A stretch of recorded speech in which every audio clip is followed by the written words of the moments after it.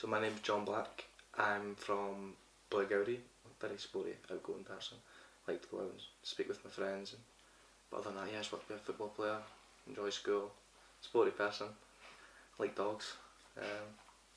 Other than that, yeah. Basically, yeah. I mean, I don't remember anything from the night it actually happened, just because of the nature of the injuries. I don't, what happened to my head, I don't, like after when I was in the coma, I don't remember anything from waking up from that. But I remember from that night I was in Blairgowrie with one of my friends. We were just having drinks in the pubs in Blairgowrie, and then just a casual night out, got a taxi, or no, not got a taxi, somebody gave us a lift to Dundee, and then anything after that's total blur. Total blur. Waking up with staples in my head and half my skull missing, that's all I remember from there. But even when I did wake up, I didn't remember what happened. I was just told. My mind was all over the place. Sorry, without removing my skull, they tried to wake me up, but apparently there was too much pressure on my brain.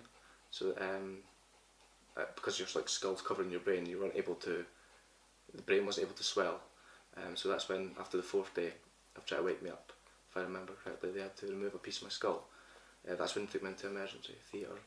And then on the 10th day, I was stable enough to wake up. So obviously, it was worrying for my family and everything, what they had to go through. That's what annoys me today, actually, is what they had to go through. And obviously, with my mum losing my older brother in the past, that was a worry. Like after a couple of weeks, and eventually getting home, then it kind of something what happened, and then I started to get a little bit of emotion and anger towards that. At the moment, it's just when I'm by myself, that's when I think about everything. But when I'm with my girlfriend and my family and friends, I don't think about it, because I'm always occupied kind of thing. Physically, when I had to look in the mirror, I had to fix my hair to hide the scar, and also it sounds pretty scary actually, but when bit of my skull was removed in the mirror, I would see that this bit would just be pulsing, this part of my head would just be pulsing. I need to I worry about things when I do go out. I'm actually okay when I'm with my friends, but then if I happen to see anyone else, or if I happen to bang into anyone, I'll be almost overly apologetic, oh sorry, sort of thing. So that's what I need to worry about, and any football career is done with. Or my family in Blairgowrie message me every single day. Friends are always there when I need them. Just as normal as what happened before, it's naturally always been there, which is a really good help. Helped me with the recovery process, to be honest. Probably took it for granted because I just knew they'd be there. So yeah, I appreciate them a lot more. Than if you do lift your hands, the consequences can be not only just to myself, but my family, friends, they're left with all that. It could ruin their lives. It could ruin my mum's life 100%.